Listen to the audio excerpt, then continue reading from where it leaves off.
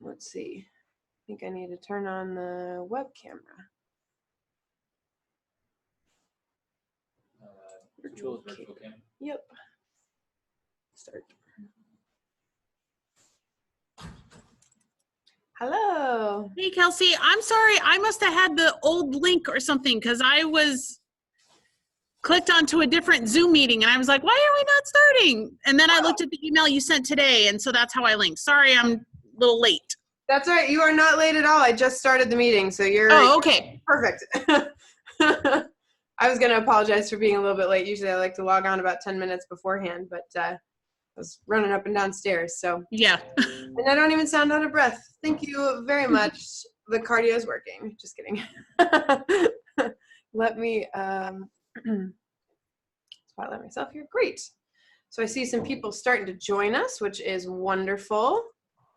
So I see a couple people signed in under the Allison Lombacher name, which is, she's our marketing coordinator. So I bet that she sent people some special links and whatnot. But just as you sign in, as you get here, if you want to open up the group chat and just put your name and the city and the state that you're zooming in from, just so we can see where people are coming from. So I'll put Pittsburgh, PA in there because I am coming to you live from a basement in Pittsburgh, Pennsylvania. Looks like we've got Diane Dix. Wonderful. Glad to see you, Diane. You're from the Heartland AEA, right? No? Prairie Lakes. Prairie Lakes. That's right. Thank you. Wonderful. Well, glad to see you here. That's great. We've got Bev. We've got Sarah Emmerich joining from her car. Hello. Drive safely, please.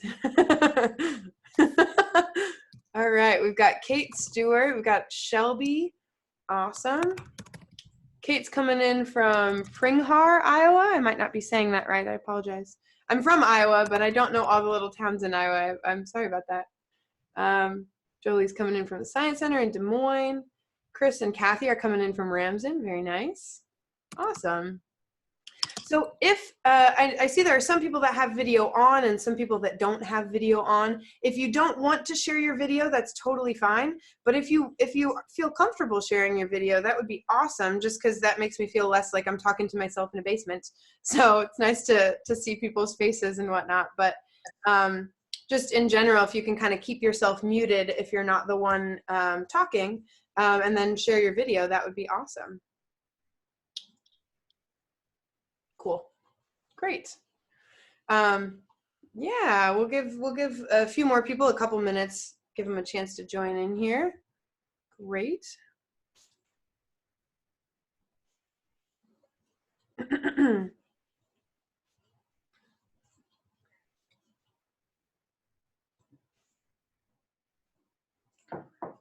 Thank you all so much for joining us, everybody. Bev's coming in from Northeast Iowa. All right, from the Keystone AEA. Awesome. I am really, really excited to work with the physical AEAs and the online AEA to offer these webinars. This is in partnership with Jolie and at the Iowa Science Center as well, but also potentially to offer an online course using this space and all of our video and computer capabilities, possibly for credit in the spring for teachers. So I'm really glad that there are a few people from different AEAs here, because I'd love to talk about how that could work in your area. If we could just partner with one university somewhere in Iowa, or if we would need to partner with all the different universities to figure out how to get credit for that, I would love to be able to offer that for teachers. So, well, we're a couple minutes in here, so let's go ahead and get started. I'll go ahead and introduce myself, and then I'll let Jolie introduce herself, because we are co-anchors today. I'm Kelsey Derringer. I am the Professional Development Coordinator with BirdBrain Technologies. So that means that I travel all around the country and I teach teachers coding and robotics. So a little bit about my background. I'm actually a certified middle school and high school English teacher. I'm a Valley High School grad. I'm from West Des Moines. I'm a University of Northern Iowa grad as well. But I came out here to Pittsburgh about 5 years ago, and my path to robotics and coding from English is that I taught an after-school program. It was a girls-only after-school STEM program for girls in Pittsburgh in low-income areas. And I just fell in love with the coding and robotics, even though that was a really small part of what we did. We built note card towers, and we made slime, and we engineered glitter lip gloss and all that kinds of things to get girls engaged in STEM as an overall topic. And the first year that I taught it, coding was 2 weeks and robotics was 2 weeks out of a year-long program. But it really hooked me. So the second year it was a 6-week portion, and the next year after that it was like an 8-week portion, and I just kept pushing it for longer because I loved it. But I'll switch the camera over to Jolie. Why don't you introduce yourself, Jolie? Okay. Hello, everyone. So my name is Jolie Pelds. I'm the Director of Innovative STEM Teaching at the Science Center of Iowa. And I have the great pleasure of working with educators all across our state through two main programs using the Scale Up platform from the Governor's STEM Advisory Council. One of those is called Pint Size Science, and it is a pre-K through grade 2 focused STEM enhancement program. And the other is Making STEM Connections. And we've had 4 years of Making STEM Connections offered through the Scale Up program. And the first 3 years of that, teachers had the option, all the years, they have the option to select different robotics components, and they can pick the robotics components that are for the older students, grades 4 through 8, or the younger students, kindergarten through 3rd grade.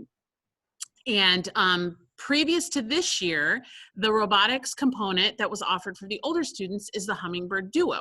And so we're really excited to partner with BirdBrain Technology, which is the company that we purchased those materials from, to pass along to the educators across the state. And we're excited to partner with them on this opportunity to provide a little more instruction on how to use them, and even some ideas of how you might incorporate this. And as Kelsey said, her being an English teacher, that robotics and coding has a place in all aspects of learning. We use it in our preschool, our on-site preschool at the Science Center. We use robotics and coding, and it can be used through all grade levels and lots of different topics, not just those that are specifically found in STEM.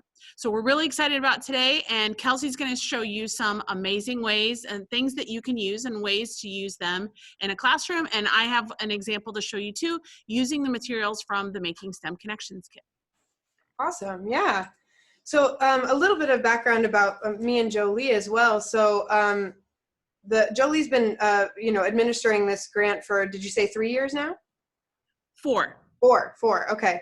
And so there are hummingbirds, and I'll show you hummingbirds.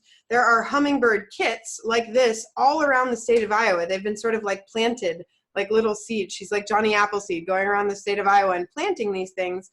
And when Jolie gives these kits out, she just has a day to work with teachers for the entire cabinet of supplies. So in that cabinet, they get a few hummingbird kits. They get all sorts of maker materials, including like drill bits and sewing machines and all kinds of stuff that you can make things with. So there's some high tech, there's some low tech, and everything in between. And she only gets a day, 8 hours or less, with educators to teach them everything about maker education, including how to use a hummingbird. Usually when I do a hummingbird workshop, I get 8 hours for this. So it's a tall order. And so when teachers leave that day, I know their heads are usually buzzing. And so if you're a teacher joining from a school and you have one of these, I'm going to show you where to find a lot of really useful resources so that you can get more into this, show you a lot of really cool projects to do with this. And also, Jolie's going to talk about a couple of the other things that were included in the maker cabinet. And we're going to show you how those tools and the Hummingbird can work together. And for those of you joining from an AEA, what you guys can be listening for is you have teachers in your service area who've received these things and don't entirely know how to use them. So this is a real PD opportunity for you guys as well. So one of the ways I'd like to partner with the AEAs is to be able to train AEA trainers to go out and do what I do at schools, to go train teachers at schools so that they'd be able to use that. So, okay, cool. I think that's a really good setup. Gives us a little bit of background about who Jolie and I are, and what brought us here today. So Matt is my coworker. He's waving. That's Matt. He has a beard and a hat. And he is going to share something in the chat window. It's a Google Doc. So if you guys want to click on that Google Doc, looks like this. And in that Google Doc, we've got a bunch of resources. So this is something that you can have and keep in your Google Drive, and we're going to send it to you in an email. I'm going to send it to you in an email tomorrow as well. But this is a place for us to kind of collect resources and share things together today. So there we go. All right. So if you scroll down where it says Icebreaker and it says, please sign in here. Over the course of our thing, if you can click where it says, please sign in here and go to that, it's just a little form. We know who signed up for our webinar, but we don't necessarily know who is attending the webinar. So this just lets us know who was actually here so that I can follow up with you a little bit better. So if you can sign in through that form, that would be great. Should just take a couple of minutes. And then I'm also really interested in learning what brought you to coding and robotics. There's a lot of different reasons that you might have chosen to engage in coding and robotics in your school. There's a lot of really valid reasons around that. And while you guys are signing in, let me grab something to share with you.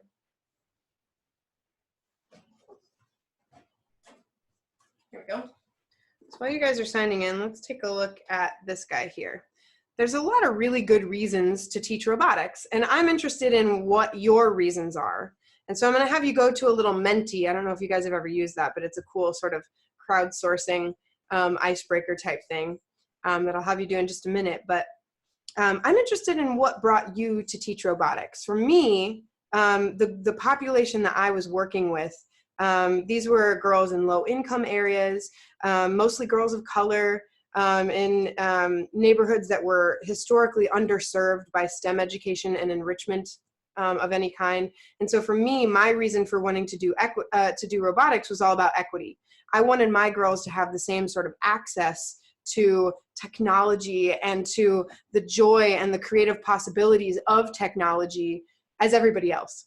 As the boys did in their school. I wanted them to feel invited to the party, right? The party of STEM and technology and computing.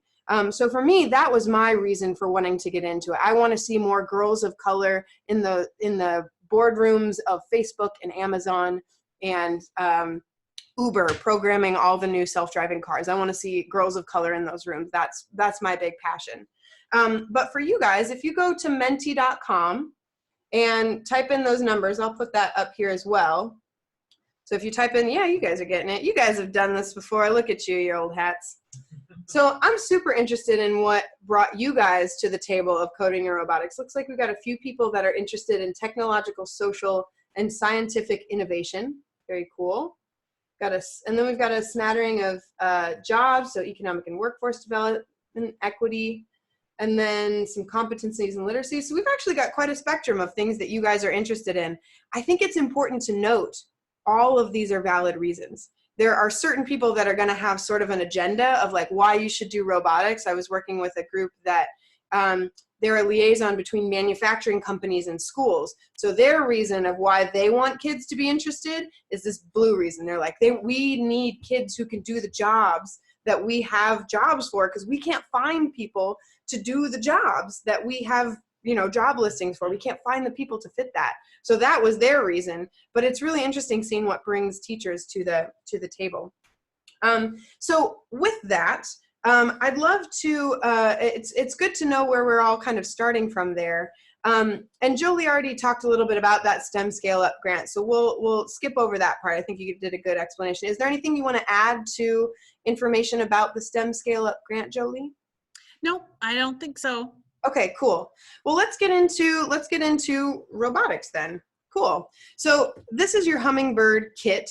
Your kit might look like a cardboard kit like this. It might look like, that's an individual kit. This is good for like 2 or 3 students to work on a project together. You might have a classroom kit that looks like this. This is good for probably about 12 students to work together. It's got all the stuff inside of it. We'll take a look inside these in just a minute. Or just in case we've got any of the new Hummingbird Bit users with us, your kit might look like this. This is what the new one looks like. So this is our new bit kit, but this webinar, we're going to focus on this Duo here instead, this is the older version of the Hummingbird. It definitely works. It's awesome.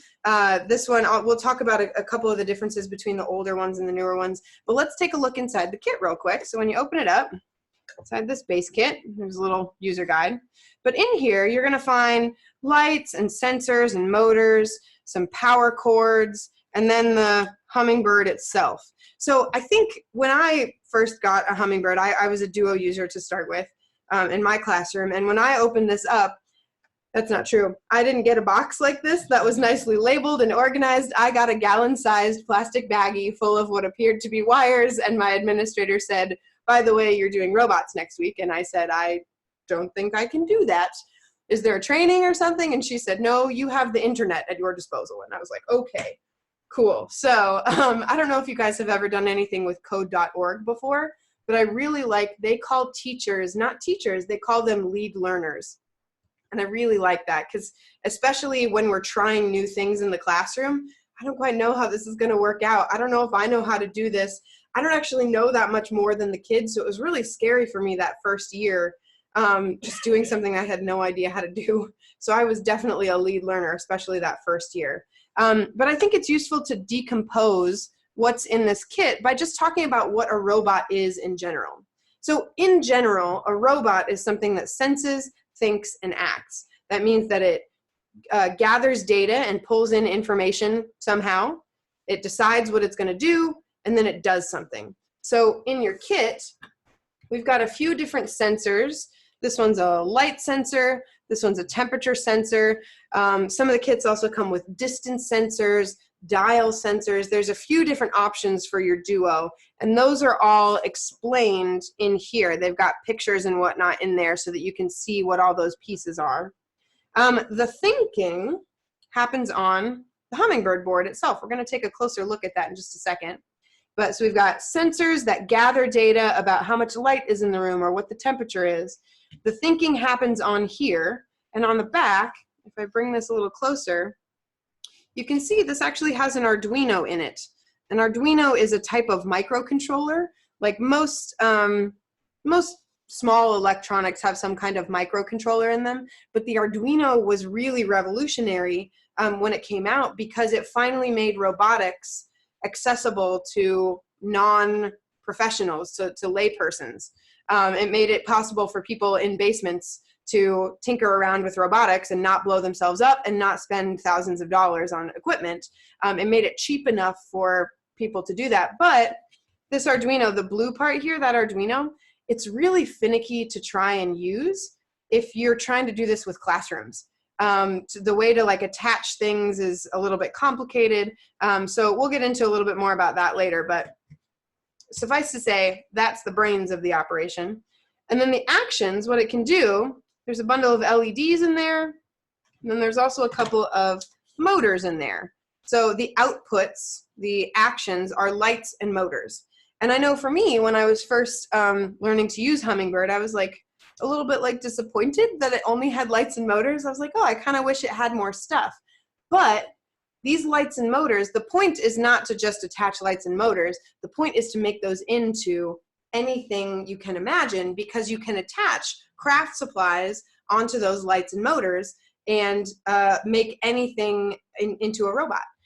We tend to prefer cardboard and recycled materials and craft supplies for a couple of reasons that are really important. You wouldn't think that putting craft supplies in robots is important, that maybe it's just like funky, but it's more than just funky. It's actually important to who we're trying to reach with robotics. So the Hummingbird was developed at Carnegie Mellon University around the question of how can we engage more girls in coding. And so specifically, we found a couple of things. One, if you take the coding off the screen and you make it physical, make it a real thing, that makes them really engaged.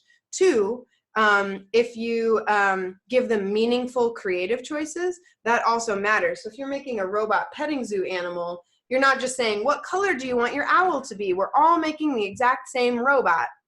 Like pink is not a meaningful creative choice, but like what animal do you want to make? That's a meaningful creative choice. How will it move? What sensor will trigger the movements? Those are all meaningful creative choices. And then the third thing that we found, and this is where craft supplies comes in, is that the materials that you give kids to engage with matter to their engagement.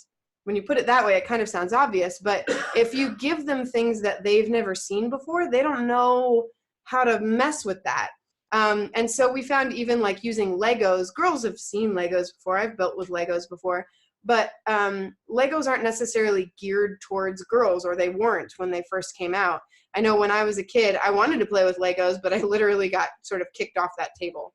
But if you work with craft supplies like craft sticks and pipe cleaners, markers, cardboard, that's something that a lot of different kids feel comfortable with, and it can be responsive. You can use materials that they're familiar with. So just a couple of basics about the Hummingbird. I was talking a little bit about this bit here in the back. I'm going to zoom in a little bit so you can see that. So this Arduino, you could just order Arduino boards. They're really cheap. But in order to attach anything like an LED or a motor on it, you've got to do something called breadboarding or pinning in, and it's really finicky and it can come out really easily and it's really small. It's not something that you could get a classroom full of fourth graders to do at the same time. You may even have to solder, and like that's not safe for children to do. So the Hummingbird solves those problems by making a variety of different ports around here. So we've got some single color LED ports. You've got 1, 2, 3, 4 single color LED ports. You've got 2 tricolor LED ports. So that's like an RGB, red, green, blue tricolor LED. There's 2 rotational motor ports. Those are good for wheels. There's 4 servo motor ports. The servo motors are the ones that look like this. Those are great for mechanisms. And then down here, you've got 4 sensor ports where you can plug in up to 4 sensors to the same project. Plus, some of the bigger kits come with vibrational motors as well. So they've got a little pager motor on the end. So that's 4 plus 2, that's 6, 7, 8, 9, 10, 11, 12, 13, 14, 15, 16, 17, 18 things that you can plug into the same board. And I'm going to show you how to plug these in. It's super easy as well. But just to zoom out for a minute. Oops, that's in. Oops. Oh, I've got to hit this thing. Still learning our systems. There we go. Okay. Zoom out a little bit.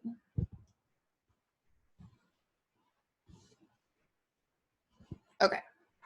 Here we go. So when you're just getting started with Hummingbird, there's some basic things that you'll probably want to grab out. You'll want to grab out your Hummingbird.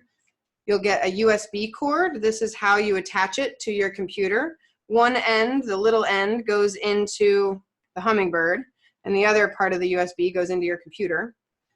There's a power cord that comes with it, although you could also order a battery pack if you wanted to be a little bit more mobile, if you don't want to be attached to the wall. There's a battery pack that you could order.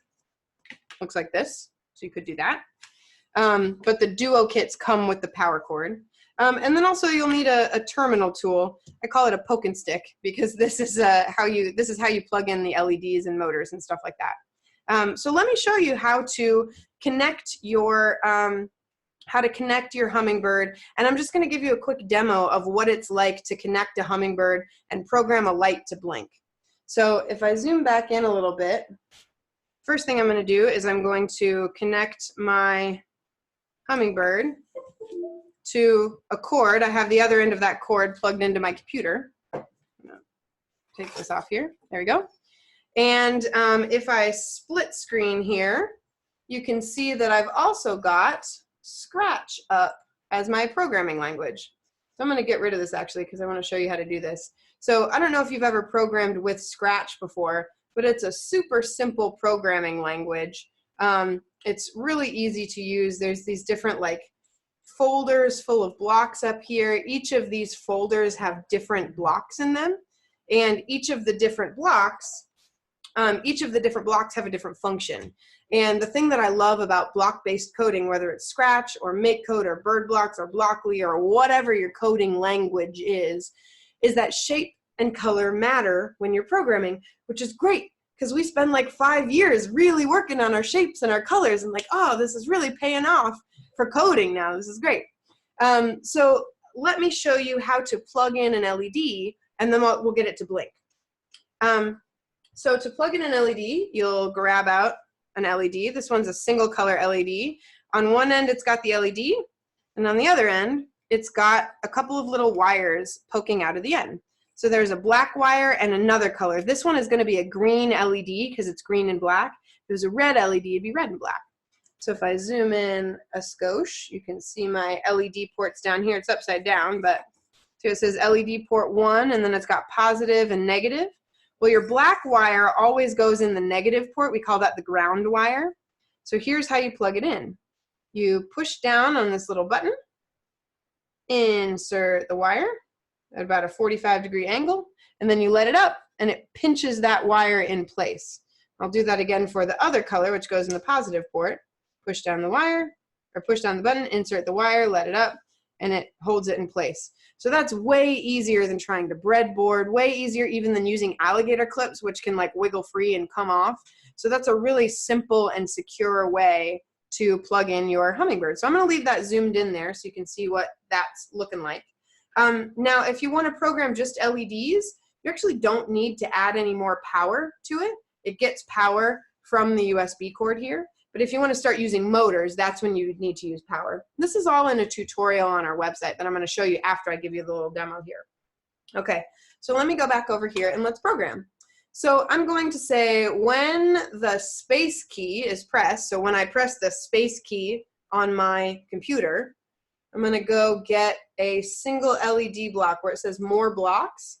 There's a way to load all of your Hummingbird blocks on there. So I'm going to get a single LED, Hummingbird LED 1, that's port 1, at intensity 50. Now this is just a percentage, so I could set it to 50%. And let me try that. Let's see what that looks like. If I just click on this block, there we go. That sets my LED to 50% brightness.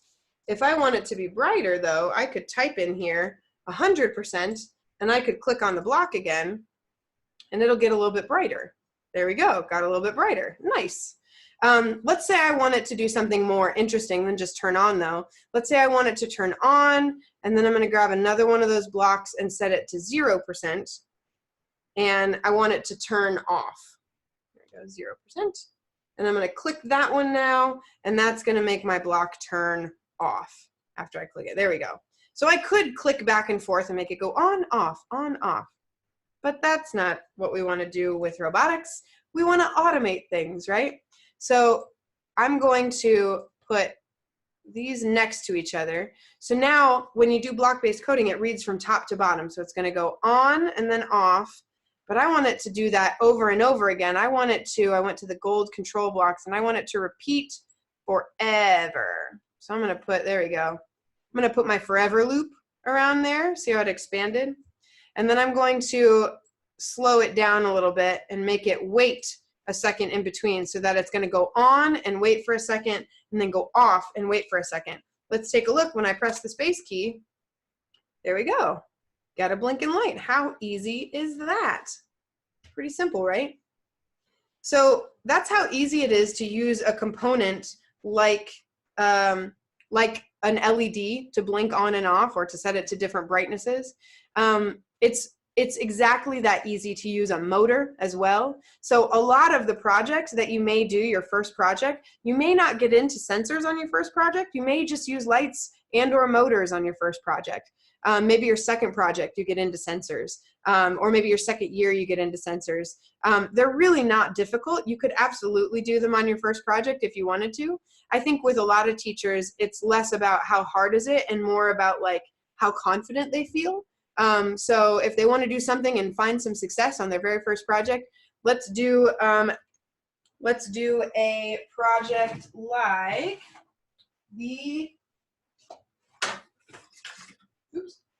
let's do a project like the traffic light. Let's do a project like this traffic light here. So this traffic light is just made with a cup.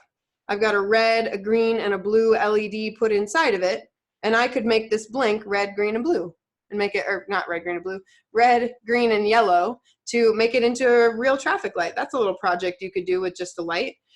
You can also just like do some really simple like building hacks to make a really simple project with some LEDs.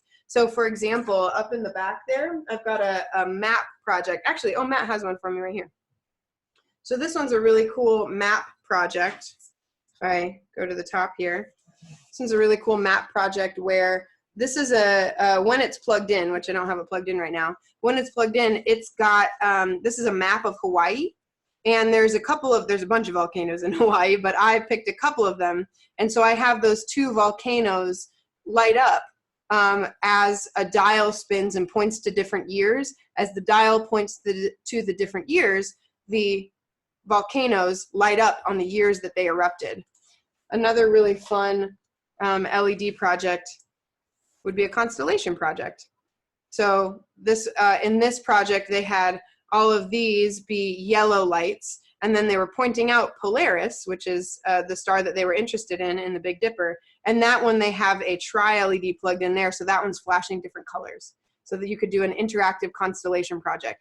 I actually just worked with a school district this past fall that was their first project they did. Everybody did constellations. So that's a really fun project as well. But all of that uses that same basic code that we just did of blinking a light on and off, and it uses that same basic idea there. So let me scooch this guy over here. There we go. So while we're on the topic of your Duo, I just showed you how to program in Scratch, but that's just one of the options of how to program with a Duo. I like using Scratch because it's really familiar to a lot of teachers. A lot of teachers have done like code.org, and that uses Scratch. It's a great starting place. I'm going to show you a place where you can find some other options though, and see some other things that we can do. So let me pull back up. Nope, not that one. A different window that is more relevant. Aha, there we go. Pull back up this window. And I'm going to take us to BirdBrain Technologies. BirdBrainTechnologies.com. And so when I go to our website, I'm going to show you our learning portal where you can see all of these different options and you can see how to interact with all of them. So if I go to Get Started, this takes you to our learning portal. And the first thing to do is just to choose the product that you're working with. So today we're focused on the Hummingbird Duo, but if you've got schools that have the bit, they could select that. Or if they have, excuse me, the Finch, which is this little white guy up here, they could select that as well. But so we're going to select the Duo, and then it shows you down here which devices work with a Duo. So it works with all these different devices. Whatever you've got in your school, a Duo can work with it. So I'm working on a Windows machine, and then it'll show you which programming languages work with a Windows machine. So I was using Scratch as my programming language, but you can see that you could also use Snap or MakeCode, or if you're working with older students, Java or Python, which are text-based coding languages, or Arduino. A lot of people are really interested in Arduino or Arduino as the programming language. So that's a possibility. And then there's an older version of a programming language called CreateLab, which only a few people ever really used. But you can select your option, like Scratch here, and then you go to Get Started. And once you go through that portal, it filters all the information that you see from there to be specific to that selection, which is really great because it's sort of a problem that we have at Hummingbird, at BirdBrain with the Hummingbird, that we kind of get to say yes to everything. Does it work with that? Yeah. Does it work with that? Yeah. But like, that's a lot of things, right? So we don't want to overload teachers with that. So in here, we've got installation instructions. Here's the program that you need to put on your computer. Here's how to download Scratch to use it offline, all of those kinds of things. But then in here we have programming tutorials. These are step-by-step written out programming tutorials, and you can even click around here. It's a little like a clickable table of contents. We've got videos, we've got GIFs and pictures that show you exactly how to do all of these things step by step So it really makes it easy for teachers to blink a light, move a motor, make a project. So that's all in the programming tutorials. And then over here, we've got our build page. And then the build page, we've got a bunch of different really important and interesting information. Because the thing with Hummingbird is like, once you've learned to code it, okay, I've got a blinking light, that's cool, but like it's not a thing yet. You know what I mean? The joy of Hummingbird is that you can make it into whatever thing you want to make it into. So the thing that you might want to make it into, we've got a few different like hacks on this page. We call them hacks, like ways to attach Hummingbird components to cardboard. So for example, I'll show you the LED hack. By the way, you guys kind of met Matt earlier. He was the beardy hatted one. Yeah, that's him. These are his hands. So he's showing you how to do all of these different things. I love this hack. You just cut an X in some cardboard, feed the wires of the LED through, and then you've got a really nicely mounted little LED. Now you could push it through from the back as well, but I really appreciate the build page. As a teacher who was an English teacher, we did a lot of essays in my class and some worksheets, but we had never really gotten a chance to like build stuff in class. So I think this page is really helpful for teachers who've never really built anything and they don't really know where to start. So if some teachers are looking for a fun first project, they could just jump right in and start aligning this to their curriculum, and I'll show you some ideas for that in just a minute. Or they could start with a funky little project like the Tiny Drummer is one of my favorites. He's so cute. It's just a cardboard and a cup and a popsicle stick. He's just drumming on an upside down cup. I think that's such a fun, like, coding, programming, maker, music, math, like cross-collaborative, cross-curricular idea. And so there's a little video that you can pause and rewatch and see over and over again. And the thing I love about this project is telling students, and often my students are teachers, my learners are teachers, I show them this one and then I say, all right, here's the basic tiny drummer, but now I want you to make a tiny drummer that goes along with your favorite song, that drums to your favorite song. Every kid has a favorite song, right? It's a great place to start. And also I always give them the command to like, all right, and this is the basic one, but I want you to make one and make it weird, because it just gives them permission to like go kind of nuts with their design. It's really fun. So that's on the build page. Also, you might have seen on the top, there are some mechanisms as well. Those mechanisms are really cool and really helpful for like transforming the rotational energy of a motor that just kind of goes back and forth like this to turn it into up and down energy, or in and out energy, or like round and round and round energy, or bending energy, stuff like that. So these all use, like, we'll take a look at the piston here. We've broken this into a series of steps, and so if you take a look at that piston, it's just popsicle sticks, metal little brads, and a motor. Like, it's very simple craft supplies. You don't need a 3D printer. You don't need a laser cutter to make any of this stuff, you know. So that's all on the build page. But then on the teach page, I think when I was talking about really cross-curricular connections, I think this is where this really opens up for teachers, because on this page, we have over 60 different projects that teachers have made in their classrooms, aligned to standards. Sometimes they're coding standards, sometimes they're English standards, sometimes they're math standards. Over 60 different classroom projects that they've shared with us. So if we take a look, I'll take a look inside of one, and then I'm going to pull some things off my shelf, and we're going to take a look inside some actual projects too. So this one is a robot Shakespeare project, and I love this project. These were 8th graders who had to read, not had to, they got to read Romeo and Juliet, and they their project was that they were asked to build like a shoebox diorama of the scene. Each group got a scene, each group of like 4 kids got a scene from the play, and they had to animate that scene with motion and lights and all that stuff. And they had to read the dialogue of the scene, and they had to sync and record it. So, and then they had to sync up the motors and lights to their recorded dialogue, so that they were bringing this play literally to life with lights and motors. So it was coding, it was building, it was making, and it was also fighting against the idea that nothing happens in a Shakespeare play. People die. There is comedy. There are weird jokes. There's a lot of things in Shakespeare plays. So each project page has a video like that. It's also got the standards that they align to with their objectives and learning goals. These are actually ELA standards and literacy standards. Under here, she's got her lesson procedures. She shared all of this with us. She's even got some printables that go along with it. And down here, she's got videos of her student assessments that she shared. And then we always credit the teacher that we got this project from. So that's all on that teach page, all of those teacher projects. And then the last page here is resources. So on the resources page, these are printable instructional resources and printable student resources. So there's things like a prototyping activity to help your students sort of make a prototype of their project. It's just sort of something they can do in the planning process.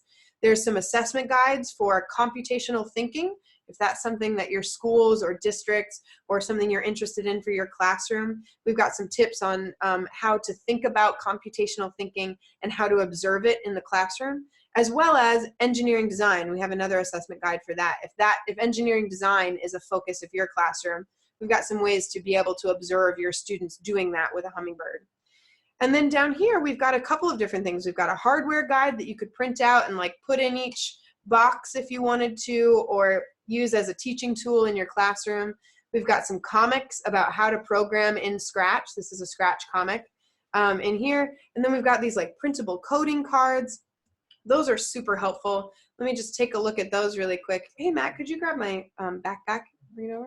So if I look at these Scratch coding cards here, on one side, they have how and where to plug in your robot, and on the back side, they have how to program it with some sample code. So in my backpack, I always travel around with some coding cards to show you what those look like. So let me switch my camera over here. So here's what the coding cards look like in the flesh, as it were. So on one side, they've got how and where to plug something in, and on the back side, they've got some example code. They tell you what that code is doing, and they have a little challenge, which I really love. So there's lots of different ways that you could teach how to program in your classroom. You could kind of learn it yourself and then do some direct instruction with students. You could print out that comic, and students could follow along with the comic. You could print out these coding cards, and they could follow along with the coding cards.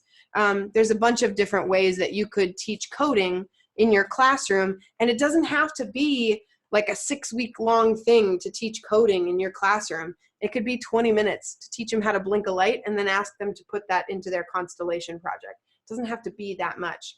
So let's take a look at some of these projects on my shelves too, to talk about some of those cross curricular and collaborative ideas. So I'm going to take down this guy right here. So this one is a muscles and bones project. I'm going to take a look at my front camera here. Would you zoom that for me, Matt? Thank you. I got my light blinking over here. So this muscles and bones project is pretty awesome. It was designed by a teacher he was actually a health teacher, so he was teaching like health and gym class and all those kinds of things. And his students were learning how muscles and bones work together. And so they were learning that the way that you build the way that an elbow is put together, it's not anything in your elbow that's moving your elbow. It's actually muscles that are attached up at the shoulder that are moving your elbow. So your bicep shortens and your tricep elongates to bring your arm up, and then your tricep shortens and your bicep elongates to let your arm extend. So that's a beautiful representation of that. That's on our project page. So we recreated this in the studio based off of a student's design. I did not design this robot, I just copied it to put on my shelf back here. But that's a really beautiful representation of how you can meaningfully teach something like biology with just a motor and a couple of lights, right? So let's take a look at another project back here. I'm going to look at an interactive map and show you how that one works. All right. Put that back out there. Okay. So this map is really cool because it's also got a sensor that I'll show you in just a minute. There we go. So Matt's going to darken it a little bit because otherwise you can't see the lights when we turn them on. Okay, so this is an interactive map of butterfly migration patterns, monarch butterfly migration patterns across the United States. So I learned something about monarchs recently, monarch butterflies, which is that I knew that they migrated from Mexico up to Canada. I knew that already, which is amazing by itself. But did you know that they don't actually do it in a single generation? They do it in multiple generations. So the first generation I have represented with red lights, that's in Mexico, and then they die, they lay eggs, and the second generation makes it to about the southeastern United States, and then they die and they lay eggs, and then the third generation makes it all the way up to Canada. So I have red, yellow, and green lights to represent those 3 different generations. But if I switch the mode of my project over, I added a sensor here to give us a little bit more data. So as you can see on my sensor, it says like March, April, May, June, July. So as I twist my arrow around here, as I point to the different times of the year, it shows what time of year you could find that generation of butterflies in that part of the United States. So the coding for this really wasn't difficult. It wasn't that challenging. It's one sensor and a bunch of lights, no motors even in this one, but it's a really interesting social studies or science project. You could do narwhal migration or the albatross or all kinds of different things. I have an idea about mapping the battles of like the Civil War or something within a certain time period, that it would be interesting to see how the front moved on a battle. You could really visualize it with an interactive map, something like that. So those are just a couple of interactive projects that students, teachers, that you could make with robotics that are truly cross collaborative. What's the word I'm looking for? Cross curricular. Thank you. It's like it's another C word. So that's kind of our tutorial about Hummingbird. There were a couple of other things that I wanted to point out with Hummingbird, but I want to be conscious of time, so I'll make sure to mention those at the end. But I do want to kick it back over to Jolie, because there were some other tools in the kit that she was going to talk about, specifically the Make Do and the 3 ducts connectors. Do you want to talk a little bit about those, Jolie? Sure, I can talk about those. So both of those materials are used for constructing things out of cardboard. And the Make Do's are things that teachers that received the Making STEM Connection program previous to this year got Make Do's. This year's awardees also got Make Do's. But prior to that, or prior to this year, they did not get the 3 ducts connectors, because that was a new revelation that I came across when I was at NSTA in St. Louis. So what I wanted to show you is some ways that you could make use the Hummingbird materials using cardboard and some other things that are from your kit to create something. So I was inspired by all of the beautiful holiday lights that I see around town or that people have in their yards. It's amazing the displays that people are able to put up.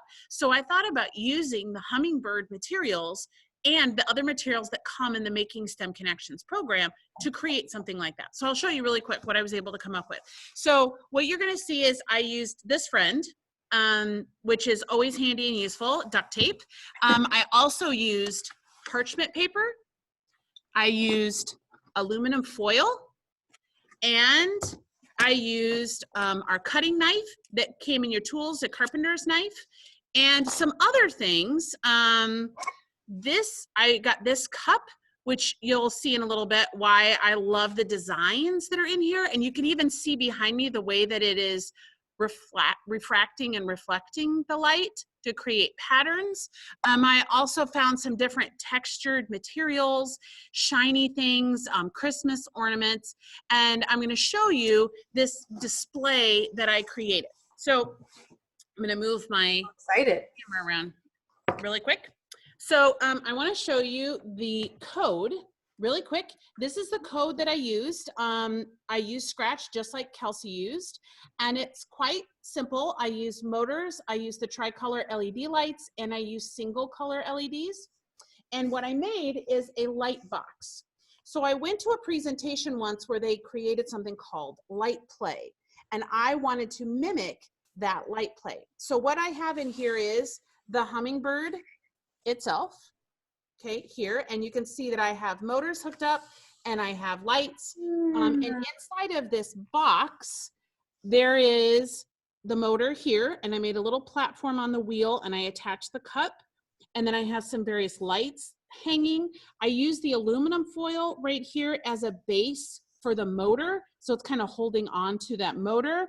And then here's a reflective star, and there's some other types of materials that are in here to create this light display. So what I'm going to do is come around here and show you my light display. So this is the box from the front. So what I did is I took a box and I cut out the front and put the parchment paper here. So it's creating a screen. And right now you can't see anything that is behind the parchment. But what I'm going to do is I'm going to turn off the lights and I'm going to show you this light display that I created using the Hummingbird and the other materials that I just showed you. So I'm going to turn the lights off and then start.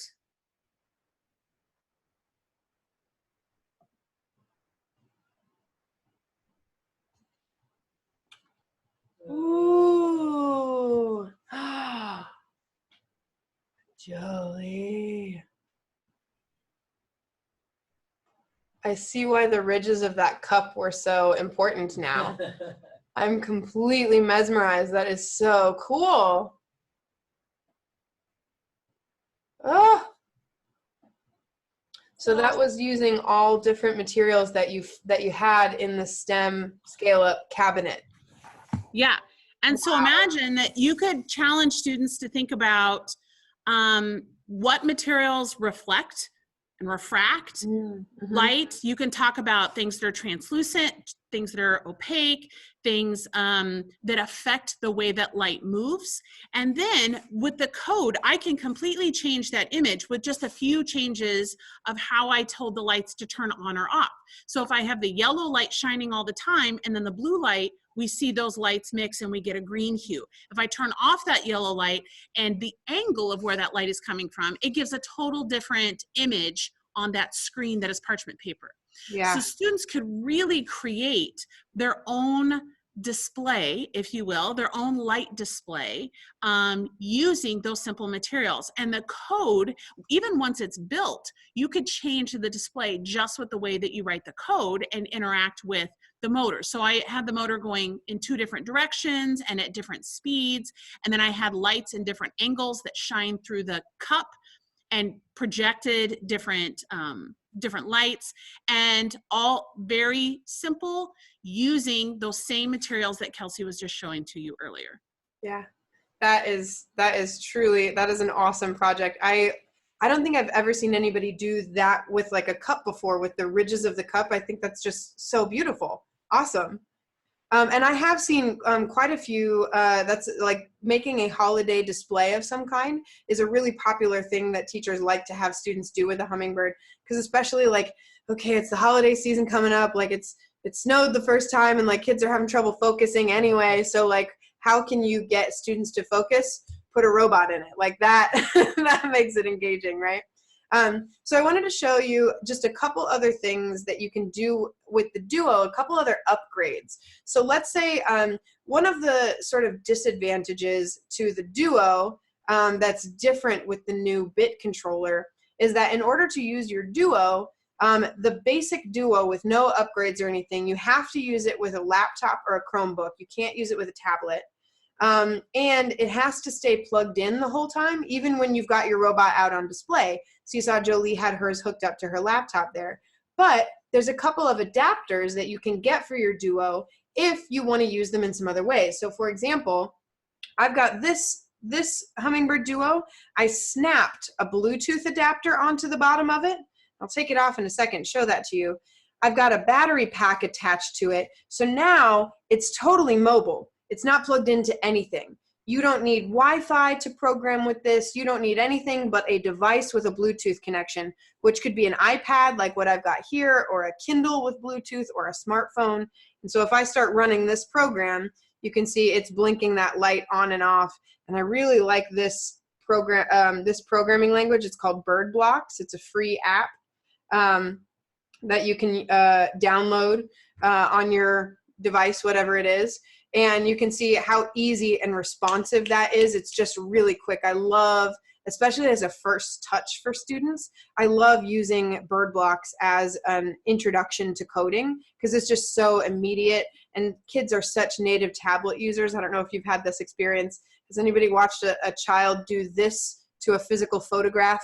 Because I have, because they grew up with digital everything.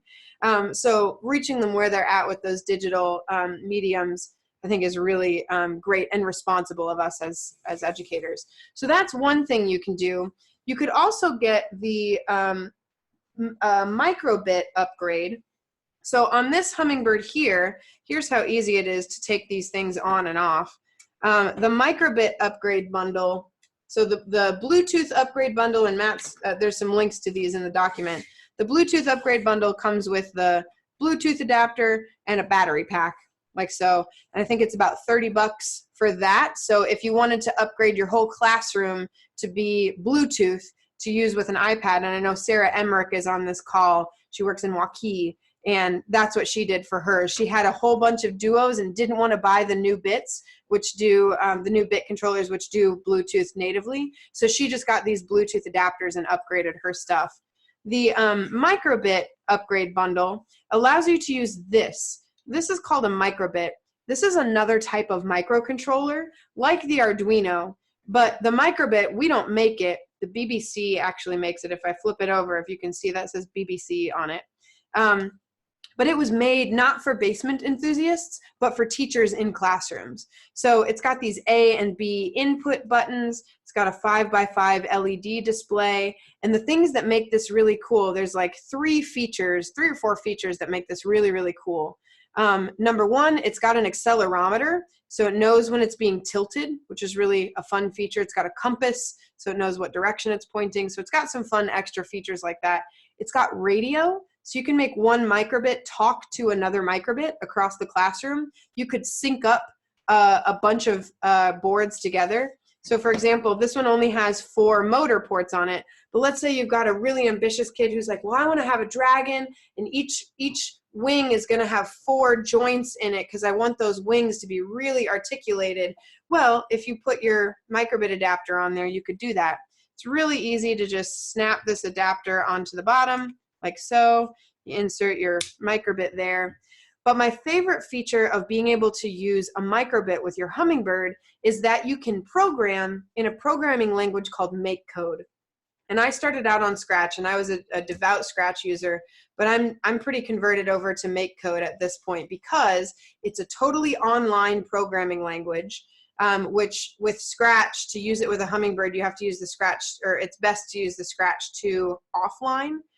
It's a downloaded program, and that means you have to like talk to your IT department and download something onto your computer, and like that can be, it took me 6 months to get Scratch 2.0 on my computers for my after school program. So to program with this though, it's a completely online programming language. I love that. And once you program it, so you plug in your little micro USB cord here, once you program it, you download the code onto the board, and then you can unplug it from your device, and then it just runs. That's how all of these projects were coded. They were all coded in MakeCode.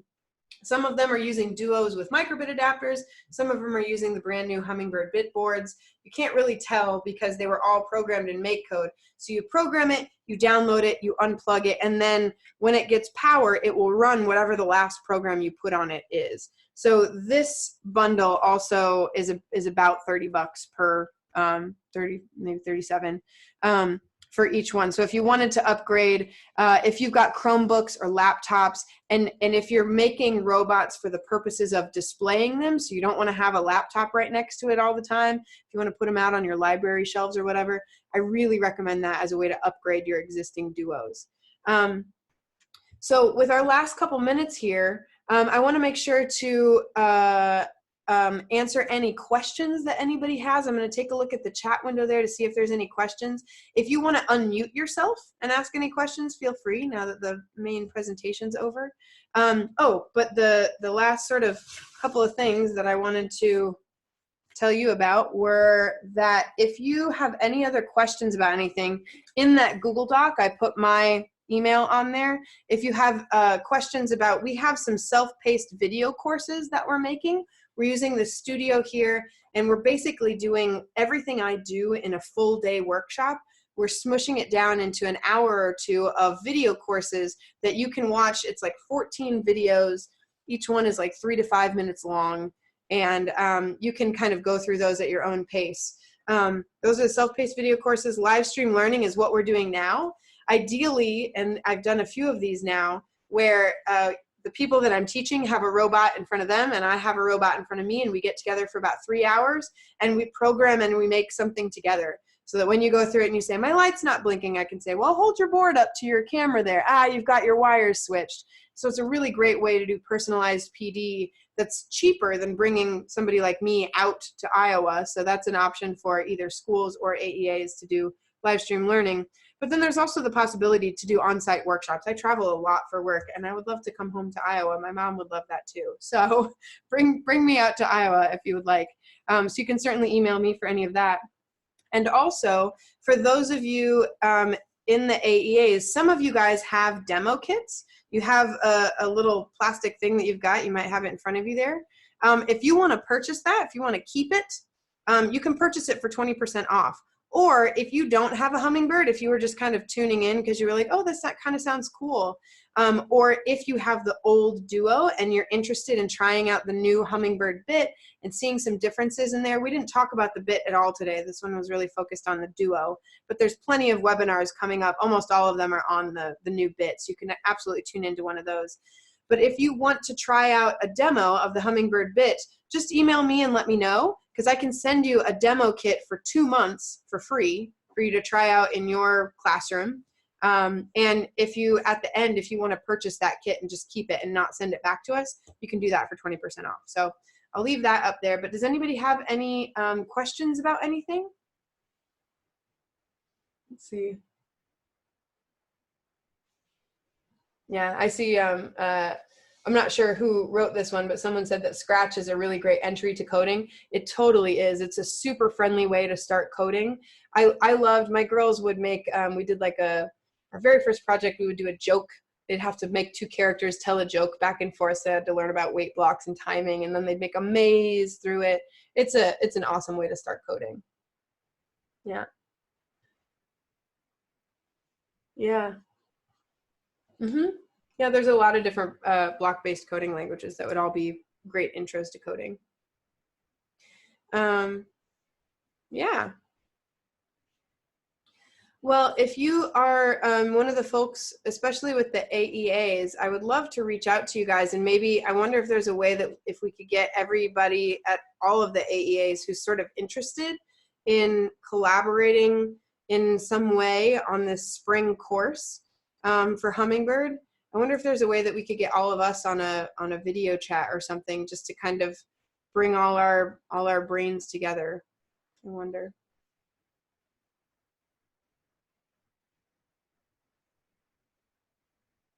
I bet we can. Okay, Bev's down. I see you, Bev.